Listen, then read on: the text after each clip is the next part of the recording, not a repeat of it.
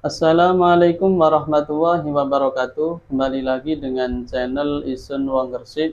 Kali ini akan membahas seputar tentang Habib Umar, yang mana Al-Fakir menukil dari pendapat Habib Muhammad bin Mundir Al-Musawa, dari putra daripada Habib Mundir Al-Musawa. Bismillahirrahmanirrahim. Habib Muhammad ini adalah putra pertama dari Habib Mundir Al-Musawa, yang mana beliau ini punya 3 bersaudara. Nanti yang saya tahu 3 bersaudara ya. Jadi Habib Muhammad, kemudian Habib Hasan, kemudian adiknya perempuan, kalau nggak salah namanya Fatimah, kalau nggak salah. Nah itu. Bismillahirrahmanirrahim.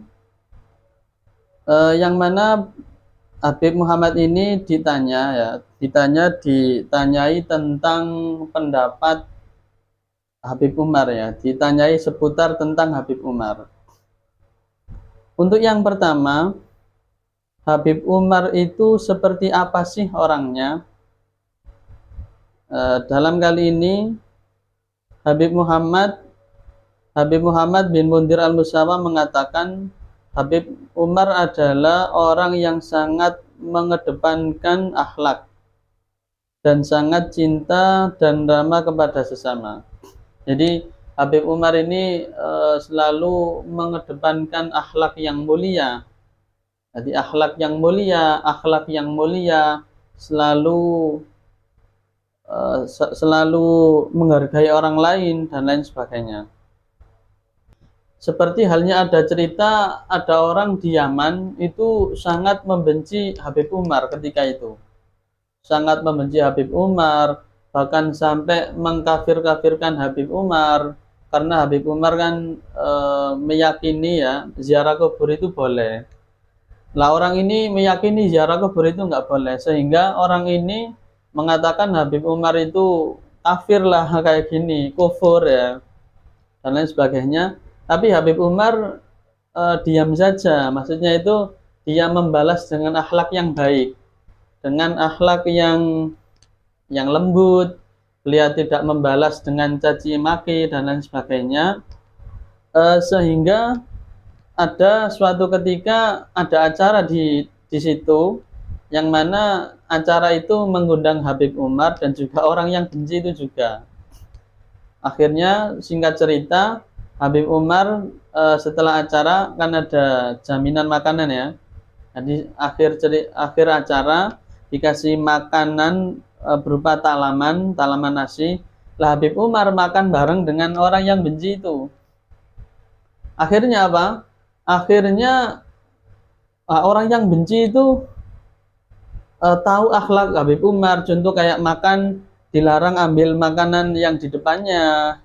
Terus ya intinya bicara dengan baik tanpa menyinggung. Akhirnya orang ini 180% atau 180 derajat, yang asalnya benci jadi senang, jadi cinta. Yaitu karena akhlaknya. Jadi Habib Umar ini selalu mengedepankan akhlak, selalu memberikan ketentraman, kenyamanan terhadap orang lain, walaupun itu beda agama ya, seperti itu. Dan kejadian ini juga dialami oleh Rasul Shallallahu Alaihi Wasallam, yang mana di zaman Nabi dulu itu ada orang yang benci dengan Rasul, sehingga ingin membunuh Rasul ya. Ketika itu Nabi sedang tawaf ya, kemudian orang itu mengikuti dari belakang sambil membawa pedang ya, mengikuti. Yang pertama orang itu mau membuka pedangnya, Nabi berhenti dan menoleh. Kamu mau ngapain? Orang itu menjawab, kuntu adkurwo, saya zikir kepada Allah, katanya gitu. Akhirnya Rasul, oh ya sudah, tawaf lagi, teruskan. Orang itu mau buka lagi, Rasul berhenti lagi, bertanya lagi, kamu ngapain? Saya zikir kok, saya zikir gitu. Akhirnya Nabi lanjut lagi. Akhirnya orang itu langsung mengeluarkan pedang, kemudian mau medang Rasul, Dan Rasul menoleh, kemudian Rasul mengangkat tangannya dan mendoakan orang itu agar mendapatkan hidayah, mendapatkan petunjuk dari Allah. Dan seketika itu juga orang itu yang asalnya benci dengan Rasul, orang itu menjadi sangat cinta kepada Rasul. Yang asalnya sangat benci kepada Rasul menjadi sangat cinta kepada Rasul. Yang asalnya benci kepada rumah Rasul, sangat benci kepada rumah Rasul, dia menjadi sangat cinta kepada rumah Rasul. Yang asalnya dia benci kepada agamanya Rasul, dia menjadi sangat cinta kepada agama Rasul. Jadi itu menunjukkan bahwasanya Islam ini itu dihiasi dengan akhlakul karimah. Jadi Islam ini ya akhlakul karimah.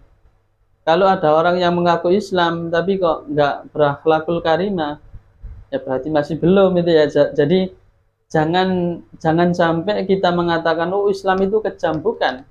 Jadi yang kejam itu bukan Islamnya tapi orangnya yang perlu diperbaiki. Jadi seperti itu. Kemudian ada pertanyaan, apakah benar ayah Habib Umar itu dibunuh atau diculik oleh komunis? Dijawab sama Habib Muhammad, iya benar.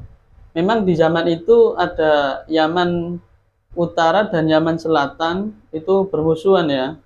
Dan yang mana Yaman Selatan ini dikuasai oleh komunis ketika zaman itu. Yang mana komunis ini memerangi para ulama. Jadi yang ulama yang nggak sependapat dengan mereka itu bahkan disiksa, bahkan sampai dibunuh agar mereka ini menjalankan misi biar nggak ada yang menghalangi, seperti itu. Akhirnya salah satunya orang yang menentang komunis atau bersikukuh melawan komunis, jadi nggak tunduk dengan komunis, yaitu ayahnya Habib Umar, yaitu Habib Salim ya, Habib Muhammad bin Salim, Habib Muhammad namanya. Jadi Habib Muhammad ini ayah Habib Umar itu tidak tunduk, jadi nggak takut dengan komunis. Kala itu ulama-ulama karena memang sudah dikuasai komunis ya, jadi ulama-ulama yang mau menjalankan kayak ibadah, kayak mengajar itu harus absen dulu kepada komunis, habis itu ditinggal ke tempat ibadahnya atau mengajar dan lain sebagainya. Ketika itu di waktu hari Jumat, Habib Umar bersama ayahnya Habib Muhammad itu berangkat ke masjid ya. Habib Umar masih kecil, berangkat ke masjid dan di situ sholat tahiyatul masjid dan lain sebagainya. Habis itu ayahnya belum tanda tangan ya, belum absen. Akhirnya ayahnya bilang, saya mau absen dulu. Jadi ayahnya keluar masjid. Lah setelah keluar masjid itu sudah nggak ada kabar lagi. Jadi dimanapun jasadnya di mana nggak tahu, nggak ada info ya. Nanti di situ. Jadi nggak diculik, entah itu dibunuhnya kayak gimana nggak tahu. Nah, hingga mulai dari situ ya sudah meninggallah Habib Muhammad bin Salim atau ayah dari Habib Umar. Kemudian ada pertanyaan lagi, apakah Habib Umar pernah ketemu dengan orang yang membunuh ayahnya? Seperti itu. Di sini Habib Muhammad bin Mundir mengatakan untuk Habib Umarnya ketemu atau enggak beliau kurang tahu. Cuma ada info yang viral atau info yang pasti, itu yang mengetahui yang pernah berjumpa itu Habib Ali Al-Jufri atau sahabat dari Habib Umar, murid juga dari Habib Umar dan menantu juga dari Habib Umar. Jadi itu Habib Ali Al-Jufri ketika itu berada di Son'ah ya, Habib Ali Al-Jufri ini berada di lokasi ya, selokasi dengan itu orang yang membunuh ayah Habib Umar. Kemudian ya karena Habib Ali Al-Jufri ini merasa Habib Umar ini ya gurunya, merasa Habib Umar ini juga menantu ya besannya juga. Akhirnya jengkel, oh ini orang yang membunuh ayah Habib Umar ini. Jengkel, akhirnya beliau terbawa emosi. Beliau berpaling ya, berpaling. Lah ketika itu orang yang membunuh ayah Habib Umar itu mau bertanya. Jadi bertanya tentang ilmu agama lah. Dan Habib Ali nggak mau menjawab ya, karena apa ya? Mungkin saking emosinya mengingat kejadian yang keji itu ya. Akhirnya langsung telepon kepada Habib Umar. Habib Ali keluar, telepon Habib Umar, ini saya bertemu dengan orang yang telah membunuh ayah jenengan, seperti itu.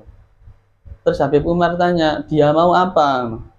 Dia ini mau bertanya tentang soal agama, seperti itu. Akhirnya apa? Habib Umar mengatakan, ya sudah, kamu jawab, kamu dakwah saja karena Allah ya. Jadi dakwanya jangan karena saya, jangan karena apa, tapi kamu dakwah karena Allah. Kalau dia kepingin apa? Dia kepingin lebih baik, dia kepingin tahu tentang urusan agama, ya kamu jawab saja. Nah, seperti tadi. Jadi intinya apa? Jadi Habib Umar di sini yang sudah terjadi ya sudah. Jadi enggak diingat-ingat lagi ya. Walaupun memang kejadian kemarin sangat mengejutkan, sangat menyedihkan. Tapi Habib Umar bisa memaafkan karena orang ini bisa lebih baik lagi. Intinya dia mau bertobat, seperti itu.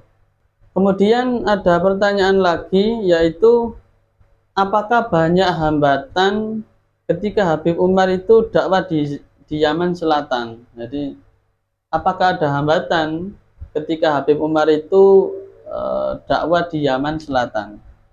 Dijawab sama Habib Muhammad bin Mundir, ya jelas ada. Pasti di zaman-zaman awal dakwah Habib Umar pasti banyak tantangan. Di antaranya ya karena satu, belum terkenal. Nomor dua, di zaman itu ya masih banyak orang-orang yang mungkin masih pengikut komunis juga. Jadi menganggap Habib Umar ini kayak nyeleneh gitu ya. Itu kemudian ya ketika di situ masih krisis juga, Habib Umar masih katakan miskin lah katakanlah. Jadi masih hartanya masih pas-pasan. Bahkan berhari-hari cuma makan roti saja. Jadi tantangan demi tantangan beliau hadapi, bahkan sampai pernah ada cerita itu Habib Umar ngontrak ya ketika itu. Jadi bukan punya rumah sendiri tapi ngontrak, yang mana luasnya sedikit, kamarnya kecil, di situ dibuat tidur, juga dibuat sholat.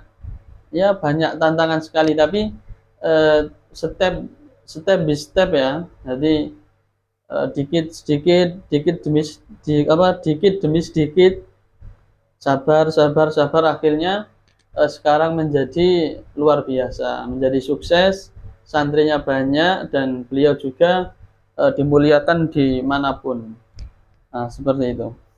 Kemudian ada pertanyaan juga, kok bisa orang Indonesia ini sangat antusias terhadap Habib Umar? Jadi kok bisa sih? Apa sih rahasianya seperti itu? Kan kemarin Habib Umar datang ke Indonesia ya, jadi yang antusias itu ya Allah sangat luar biasa.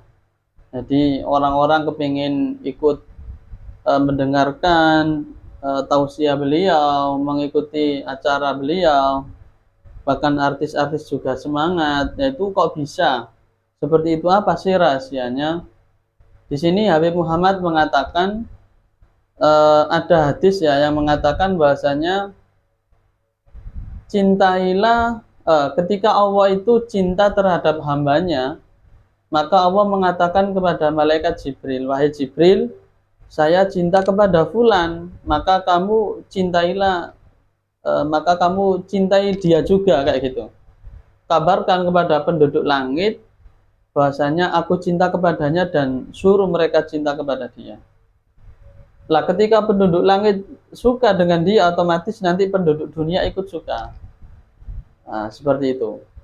Sehingga Habib Umar ini termasuk orang yang yaitu beliau itu dicintai oleh Allah, akhlaknya baik, dakwah karena Allah ya. Jadi beliau ini luar biasa, sehingga banyak orang-orang yang cinta kepada beliau berkat daripada ketulusan hati beliau.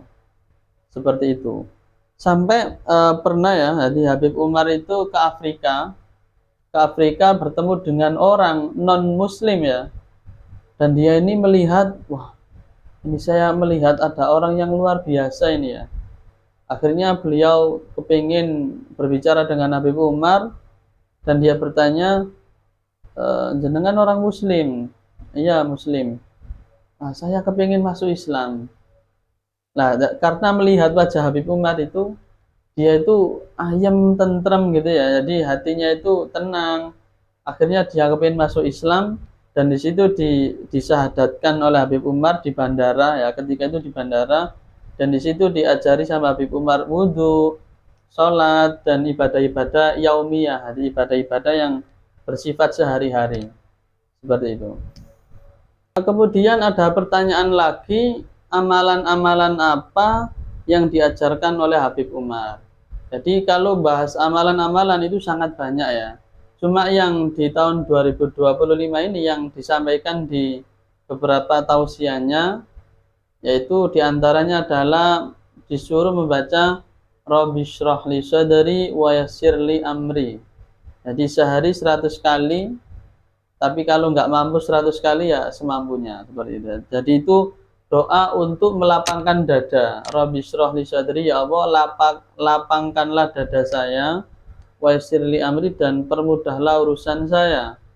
Jadi itu doa untuk agar dia tentram, jadi tentram dohir batin ya, jadi pikirannya tentram, ayem, jadi biar nggak galau seperti itu. Kemudian juga ada disuruh membaca ayat kursi setiap habis sholat, yang mana faedah daripada ayat kursi diantaranya bisa menjaga diri dari yang hoib ya. Jadi contoh kayak bisa dari sihir atau menjaga dari makhluk halus dan lain sebagainya. Seperti itu.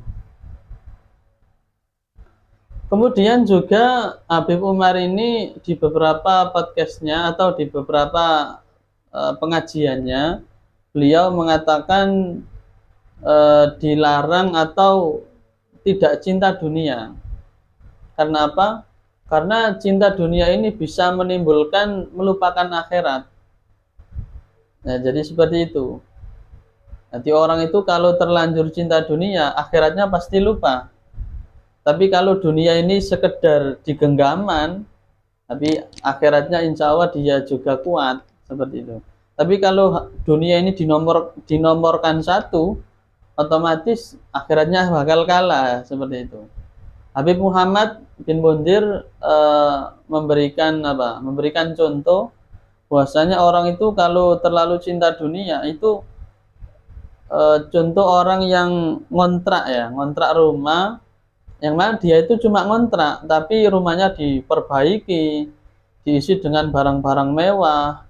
Ketika kontraknya habis, dia disuruh keluar, dia nggak mau karena dia merasa, loh, saya ini rumahnya tak api, tak isi barang-barang bagus, kok saya dikongkon keluar, disuruh keluar, kontraknya habis. Jadi dia seakan-akan nggak mau ya, karena dia merasa saya ini kerasan gitu ya.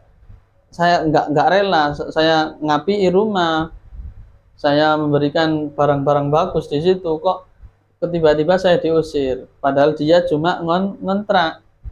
Jadi hikmah yang bisa diambil dari situ yaitu kalau terlalu nyaman di dunia, nanti otomatis akhiratnya ini dia lupa.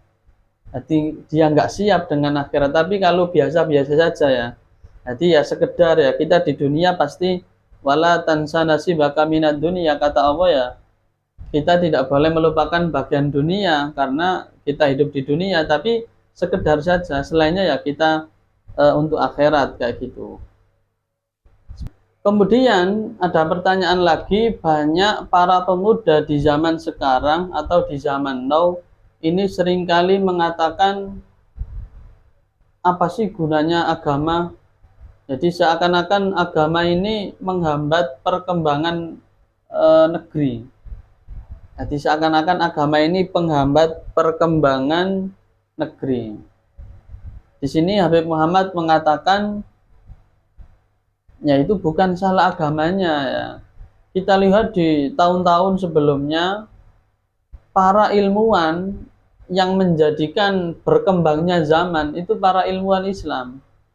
Contohnya kayak tentang ilmu obat atau kedokteran itu juga ilmuwan Islam.